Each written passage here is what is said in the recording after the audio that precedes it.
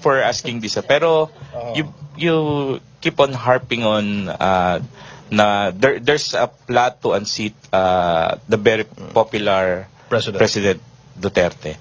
When in fact Secretary Jun Esperon and SND Secretary Lorenzana already shut down those allegations.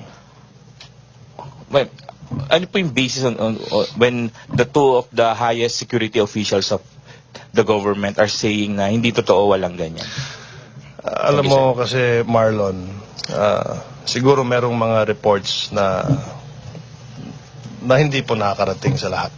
So, merong mga intelligence reports na no, well, you know, it's classified. I mean, they're classified reports, di ba? Meron din mga hindi kina-classify na report. May mga ganun eh.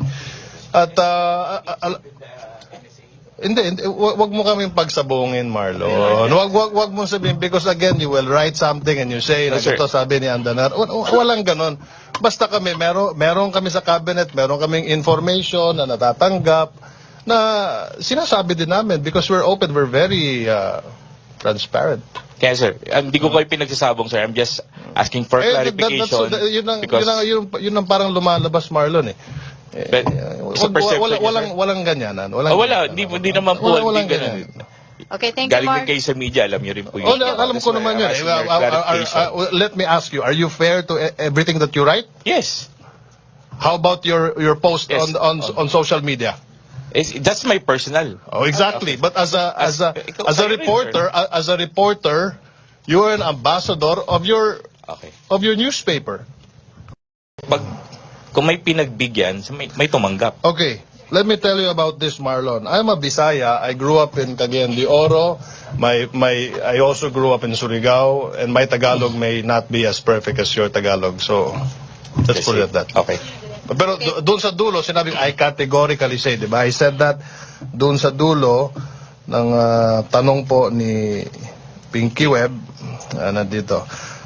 I said, I cannot categorically say na galing kay Senador Trillanes, basta ang sabi lang po ng aking source dyan sa Senado na mayroong pera na ganoon na umiikot, pero I would also like to categorically say na hindi naman sinabi kung tinanggap yung pera na yan. So, para po dun sa mga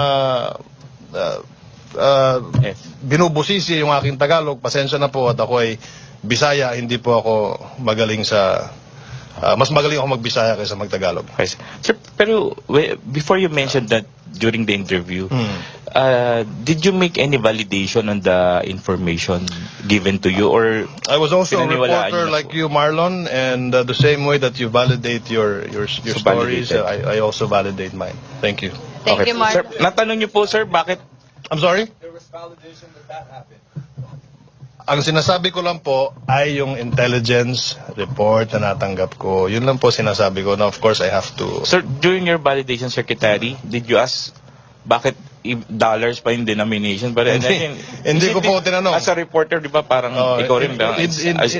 Unusual for... Hindi ko po tinanong yon. Hindi ko po tinanong. Well, siguro, I don't know kung bakit dolyar. Hindi ko alam. And for each reporter, hindi para buo hindi ko sinabi na each reporter. Ang sinabi po sa intelligence report sa akin ay $1,000 ang umiikot. So that's 50,000 pesos. Yes. Bakit naliliitan ka ba, Joseph, sa $1,000? Hindi, sabi mo kasi for everyone. Well, you know, $1,000 is $1,000 and hindi po lahat eh. Ako po ay naglabas na ng aking statement kahapon at kung tayo po ay tumungo doon sa official transcript ng CNN Philippines, makikita po natin at mababasa natin na wala po akong ina-allude na reporter na tumanggap na ganitong klaseng pera, ganyang pera, dolyar o piso. I was just pointing to the fact that there is this concerted effort para magkaroon ng massive action, massive protest sa EDSA ngayong February 25. It was not intended to say that the reporters at the Senate are corrupt, anything. Hindi po sila corrupt. Kilala ko yung mga reporter doon. I hold them in high esteem.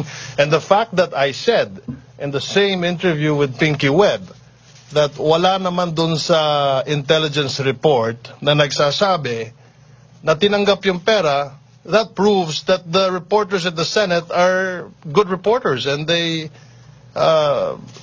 stuck to their journalistic integrity. But by floating such an idea, are you not putting them, whether they were bribes actually made or whatever, you're putting them already under a cloud of doubt? No. Like I the don't White think House so. does. I mean, there are always two sides of a coin. I mean, you can take it that way, or you can also take it the story that I was giving you. As I said, I already gave a statement yesterday, and I can read it again. So no apologies are forthcoming from your side? I already gave my statement yesterday, and So no. and that's my statement.